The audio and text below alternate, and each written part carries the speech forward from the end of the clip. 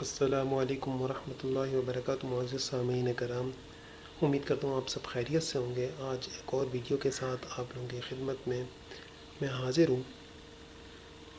جی ہاں فرینڈز، یہ نسخہ جات، یہ وظیفے جو ہیں، میں بکھرے موتی کتاب ہے حضرت مولانا یونس پالن پوری رحمۃ اللہ علیہ کی، اسی میں سے لیتا ہوں۔ کوئی میری اپنی ذاتی رائے نہیں ہوتی، بہت بڑے بزرگ ہیں ان کی کتاب ہے، اس میں سے لیتا ہوں۔ تو آج کا موضوع بھی ہمارا یہ کہ بدنامی سے بچنے کا ایک نسخہ لے کر رہا ہوں۔ اگر کوئی شخص آپ کو بدنام کرنا چاہتا ہے اور آپ کو اپنی عزت کا خطرہ ہے تو آپ کے لیے یہ دعا میں لکھے ہوں۔ قرآنی آیات ہیں، سورہ یونس کی آیت نمبر 65 ہے غالباً، یا 25 ہے میرے خیال سے۔ وَلَا يَحْزُنْكَ قَوْلُهُمْ إِنَّ الْعِزَّةَ لِلَّهِ جَمِيعًا هُوَ السَّمِيعُ الْعَلِيمُ وَلَا يَحْزُنْكَ قَوْلُهُمْ إِنَّ الْعِزَّةَ لِلَّهِ جَمِيعًا هُوَ السَّمِيعُ الْعَلِيمُ۔